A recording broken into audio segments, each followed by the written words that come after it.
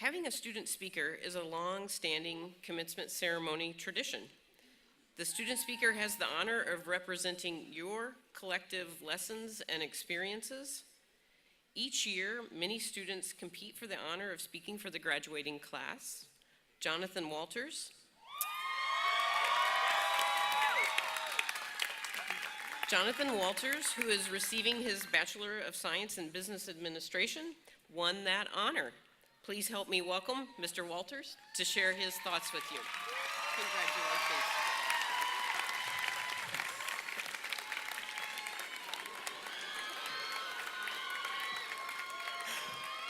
Wow, thank you.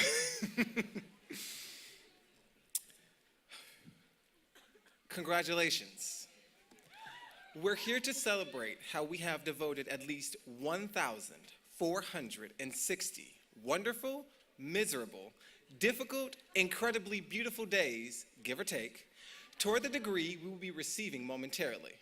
Now, if you're anything like me, you don't remember what Professor, we'll go with whatchamacallit, said on day 452.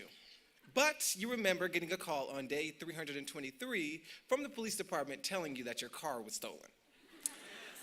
I doubt you will forget day 77 when Professor, whatchamacallit, gave you an A on that paper you decided to complete the night before it was due.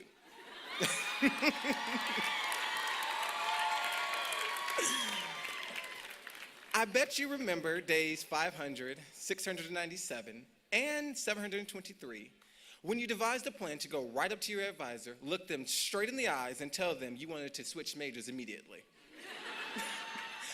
But nonetheless, the journey we have taken to get to this moment has been one combined with both various trials and obstacles and enriching rewards and accomplishments. Like some, I was never a good student.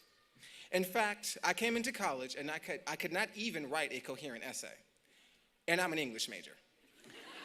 I entered college without an impeccable GPA, without good work ethic, and without the desire to sit for hours at a time and listen to literature from a poem who I barely understand well enough to tell you how it rhymes. Instead, I began college in remedial courses, where I struggled simply to understand the concepts being taught to me. Consequently, as I stand here today on day 1,460, I think back on the question every college student asks at one point or another: when are we ever going to use this stuff? I didn't know I would have the answer to that question when I showed up from Southern California on day one, SoCal, with a backpack, a dream, and no financial support from my mom or dad. Growing up, my family was, to simply put it, poor. We were at times homeless, without food, and even lived in motels. Despite all this, I knew I had to first graduate high school in order to make a better life for myself. This did not come easily, since the place I slept each night and my high school were a 2-hour bus ride apart. This meant I had to get up at 5 a.m. every morning, and during these long bus rides, I constantly contemplated, why should I do homework or even pay attention in class if it's not going to help me pay for my next bus fare? Nonetheless, I endured. It was during those rides, as I did homework while fighting exhaustion and dreaming of freedom from my unfortunate circumstances, when I first began to realize an important truth. What I learned outside the classroom would be as useful as what I learned inside the classroom. This realization is something that has stayed with me since. We were not meant to come to college to simply memorize and regurgitate material. We are meant to come to learn how to approach life more successfully, to learn perseverance. The kind of perseverance when you're a naive English major who doesn't know how to write an essay and has a hard time fitting in with his classmates whose backgrounds, upbringings, and book collections clearly show why they were meant to be English majors. The university experience helps us to understand that we must learn how to take our falls in life and get right back up. We have to get back up because perseverance is the key to clearing those hurdles we encounter. Life is, in fact, a series of hurdles to be cleared. Finding the cure to cancer is a hurdle. Achieving peace in the Middle East is a hurdle. Achieving racial unity is a hurdle. Showing love is a hurdle. Love that will tell the truth no matter how much it hurts. Love that won't let us settle. It won't just sit back and let us choose what we think is momentarily best for our life, since love is looking at our future and the identity we are designed to walk in, and it's challenging us to go after that identity. Love challenged me to keep going, count the cost, and make the necessary sacrifices, even when I did not want to. Just as love challenged me to keep going, it is challenging you.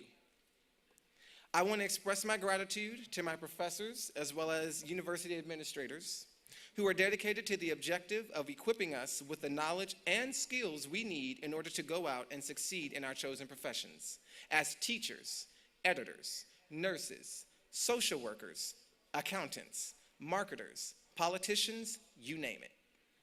This knowledge, together with our ability to persevere, will allow us to jump over the hurdles we will face in these fields. So, today is 1,460 of 1,460. And the world needs that perseverance. It needs the perseverance you had while eating your third cup of ramen noodle during that all-nighter you promised yourself you would not ever do again. But it's also day one of the rest of our lives, and the world needs that perspective too. Our families need that endurance we learned while working 40 hours a week and maintaining our grades and some kind of social life. Our coworkers need the perseverance and teamwork we have developed to get through that one class where the concepts just would not click. Our personal and professional success requires that we refuse to quit when the odds are against us and the obstacles seem insurmountable. Because I hate to break it to you, but the odds won't get any better, and the obstacles won't get any easier from here. So, in answer to your question, when are we ever going to use this stuff? The answer is now. Thank you.